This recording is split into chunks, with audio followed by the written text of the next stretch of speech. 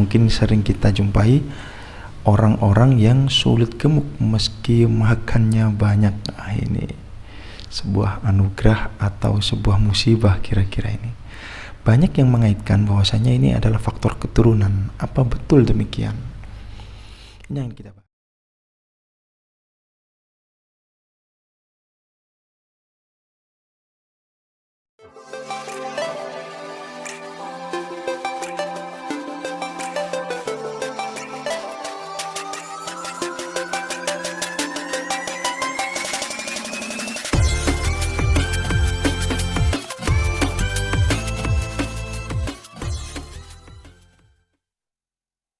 Assalamualaikum warahmatullahi wabarakatuh. Kali ini kita membahas tentang kontekstual materi metabolisme, kaitannya dengan mata pelajaran biologi SMA.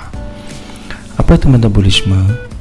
Metabolisme adalah proses ketika tubuh mengubah makanan dan minuman yang dikonsumsi menjadi energi. Ini definisinya ya. Nah, metabolisme memiliki salah satu jenis yang mungkin jarang kita dengar, yaitu metabolisme basal. Metabolisme basal itu ialah jumlah kalori yang dibutuhkan oleh tubuh untuk menjalankan fungsi dasarnya, seperti bernafas, detak jantung, fungsi kerja otak, dan berbagai kegiatan dasar dalam tubuh sepanjang waktu. Dari definisi metabolisme basal ini dapat kita simpulkan sebuah fakta bahwa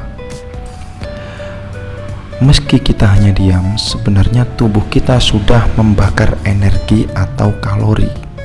Karena tidak mungkin ya, ketika kita diam, detak jantung kita diam kan tidak mungkin. Jadi detak jantung detak jantung tetap bekerja, fungsi otak bekerja, fungsi lambung bekerja, dan sebagainya. Yang perlu kita pahami tentang metabolisme basal berpengaruh pada pembakaran kalori meskipun tubuh kita diam tidak melakukan apapun. Nah, metabolisme dan kehidupan ini kaitannya dengan kehidupan ya. Mungkin sering kita jumpai orang-orang yang sulit gemuk meski makannya banyak. Nah, ini sebuah anugerah atau sebuah musibah kira-kira ini. Banyak yang mengaitkan bahwasanya ini adalah faktor keturunan. Apa betul demikian? Ini yang kita bahas. Pengembangan metabolisme basal.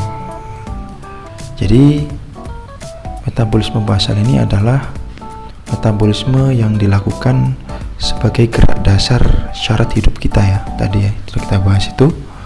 Misalkan balita atau bayi.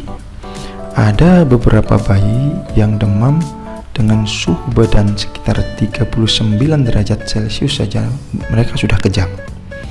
Ada kalanya seperti itu. Namun ada pula bayi yang suhu badannya ketika demam mencapai 40 derajat Celcius tapi mereka tetap aktif bergerak.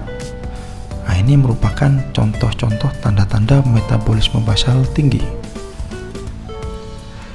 Apa penyebabnya?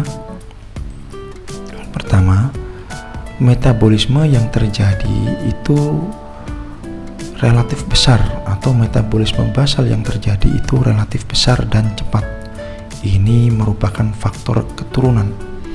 Tanda-tanda seseorang memiliki metabolisme basal yang sangat kuat atau sangat besar ialah memiliki suhu tubuh normal yang tinggi. Jadi suhu normal tubuh kita itu antara 36 sampai 37,3 ya. Ada kalanya suhu tubuh seseorang normal itu 36,2 derajat, tapi ada pula suhu tubuh yang normal itu mungkin 36,9. Nah, ini berkaitan dengan ketahanan bayi terhadap demam tadi. Ketika suhu tubuh normal bayi itu tinggi, maka ketika dia mencapai suhu 40 derajat saat demam, dia tidak kejang seperti halnya yang dialami bayi yang lainnya. Metabolisme basal besar ini hanya merupakan sebuah faktor ya, sebuah faktor orang sulit gemuk. dan itu merupakan faktor keturunan. Namun ada juga faktor lain, makan banyak tapi tetap kurus. Tidak hanya metabolisme basal yang merupakan faktor keturunan ini, ada mungkin saja diakibatkan oleh penyakit seperti hipertiroidisme. Ini merupakan penyebab di mana metabolisme tubuh tinggi, tapi bukan karena faktor keturunan, bisa karena faktor stres dan seterusnya.